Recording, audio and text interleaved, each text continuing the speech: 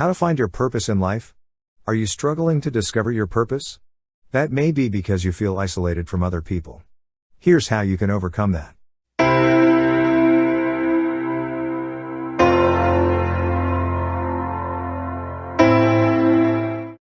Do you have a sense of purpose?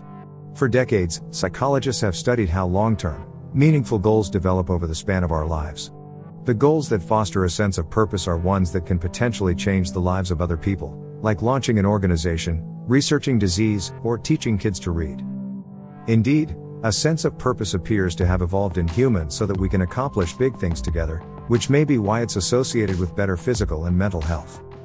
Purpose is adaptive, in an evolutionary sense. It helps both individuals and the species to survive. Many seem to believe that purpose arises from your special gifts and sets you apart from other people, but that's only part of the truth. It also grows from our connection to others, which is why a crisis of purpose is often a symptom of isolation. Once you find your path, you'll almost certainly find others traveling along with you, hoping to reach the same destination, a community. Here are 6 ways to overcome isolation and discover your purpose in life. 1. Read. Reading connects us to people we'll never know, across time and space, an experience that research says is linked to a sense of meaning and purpose. In a 2010 paper, for example, Leslie Francis studied a group of nearly 26,000 teenagers throughout England and Wales, and found that those who read the Bible more tended to have a stronger sense of purpose. Secular reading seems to make a difference, as well. In a survey of empirical studies, Raymond A. Marr and colleagues found a link between reading poetry and fiction and a sense of purpose among adolescents. Reading fiction might allow adolescents to reason about the whole lives of characters, giving them specific insight into an entire lifespan without having to have fully lived most of their own lives, they suggest. By seeing purpose in the lives of other people, teens are more likely to see it in their own lives. In this sense, purpose is an act of the imagination. Many people I interviewed for this article mentioned pivotal books or ideas they found in books. The writing of historian W.E.B. Du Bois pushed social justice activist Art McGee to embrace a specific vision of African American identity and liberation. Journalist Michael Stoll found inspiration in the social responsibility theory of journalism, which he read about at Stanford University. Basically, reporters and editors have not just the ability but also the duty to improve their community by being independent arbiters of problems that need solving, he says. It's been my professional North Star ever since. Spurred by this idea, Michael went on to launch an award-winning nonprofit news agency called the San Francisco Public Press. So, if you're feeling a crisis of purpose in your life, go to the bookstore or library or university. Find books that matter to you, and they might help you to see what matters in your own life. 2. Turn hurts into healing for others. Of course, finding purpose is not just an intellectual pursuit, it's something we need to feel. That's why it can grow out of suffering, both our own and others. Keziah Willingham was raised in poverty in Corvallis, Oregon, her family riven by domestic violence. No one at school intervened or helped or supported my mother, myself, or my brother when I was growing up poor, ashamed, and sure that my existence was a mistake, she says. I was running the streets, skipping school, having sex with strangers, and abusing every drug I could get my hands on. When she was 16, Keziah enrolled at an alternative high school that led me to believe I had options and a path out of poverty. She made her way to college and was especially drawn to the kids with issues, kids like the one she had once been. She says, I want the kids out there who grew up like me, to know they have futures ahead of them. I want them to know they are smart, even if they may not meet state academic standards. I want them to know that they are just as good and valuable as any other human who happens to be born into more privileged circumstances. Because they are.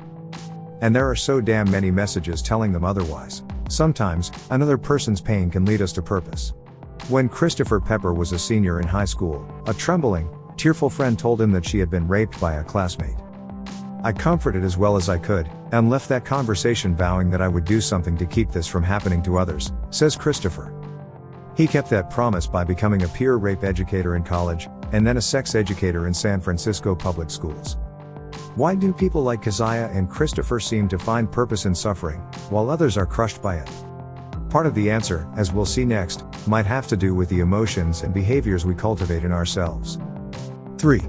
Cultivate awe, gratitude, and altruism. Certain emotions and behaviors that promote health and well-being can also foster a sense of purpose, specifically, awe, gratitude, and altruism. Several studies conducted by the Greater Good Science Center's Dacher Keltner have shown that the experience of awe makes us feel connected to something larger than ourselves, and so can provide the emotional foundation for a sense of purpose. Of course, awe all by itself won't give you a purpose in life. It's not enough to just feel like you're a small part of something big, you also need to feel driven to make a positive impact on the world. That's where gratitude and generosity come into play. It may seem counterintuitive to foster purpose by cultivating a grateful mindset, but it works, writes psychologist Kendall Bronk, a leading expert on purpose.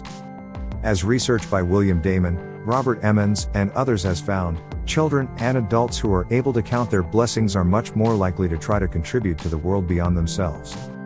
This is probably because, if we can see how others make our world a better place, we'll be more motivated to give something back. Here we arrive at altruism. There's little question, at this point, that helping others is associated with a meaningful, purposeful life. In one study, for example, Daryl Van Tongeren and colleagues found that people who engage in more altruistic behaviors, like volunteering or donating money, tend to have a greater sense of purpose in their lives. Interestingly, gratitude and altruism seem to work together to generate meaning and purpose. In a second experiment, the researchers randomly assigned some participants to write letters of gratitude, and those people later reported a stronger sense of purpose. More recent work by Christina Carnes and colleagues found that altruism and gratitude are neurologically linked, activating the same reward circuits in the brain. 4. Listen to what other people appreciate about you. Giving thanks can help you find your purpose. But you can also find purpose in what people thank you for. Like Keziah Willingham, Sean Taylor had a tough childhood, and he was also drawn to working with kids who had severe behavioral problems. Unlike her, however, he often felt like the work was a dead end. I thought I sucked at my chosen profession, he says. Then, one day, a girl he'd worked with 5 years before contacted him. She detailed how I helped to change her life, says Sean, and she asked him to walk her down the aisle when she got married. Sean hadn't even thought about her, in all that time. Something clicked and I knew this was my path. No specifics, but youth work was my purpose. The artists, writers, and musicians I interviewed often described how appreciation from others fueled their work. Danny Burleson never lacked a sense of purpose, and she toiled for years as a writer and social justice activist in Santa Rosa, California. But when wildfires swept through her community, Danny discovered that her strengths were needed in a new way. I've found that my networking and emergency response skills have been really helpful to my community, my students, and to firefighters. Although there is no research that directly explores how being thanked might fuel a sense of purpose, we do know that gratitude strengthens relationships, and those are often the source of our purpose, as many of these stories suggest. 5. Find and build community. As we see in Danny's case, we can often find our sense of purpose in the people around us. Many people told me about finding purpose in family. In tandem with his reading, Art McGee found purpose, working for social and racial justice, in love and respect for my hardworking father, he says. Working people like him deserved so much better. Environmental and social justice organizer Jody Sugarman Brozan feels driven to leave the world in a better place than I found it. Becoming a mom strengthened that purpose. It's going to be their world, and their kids' world, she says.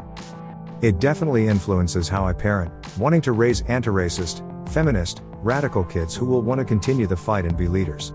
6. Tell your story. Reading can help you find your purpose, but so can writing. Purpose often arises from curiosity about your own life. What obstacles have you encountered? What strengths helped you to overcome them?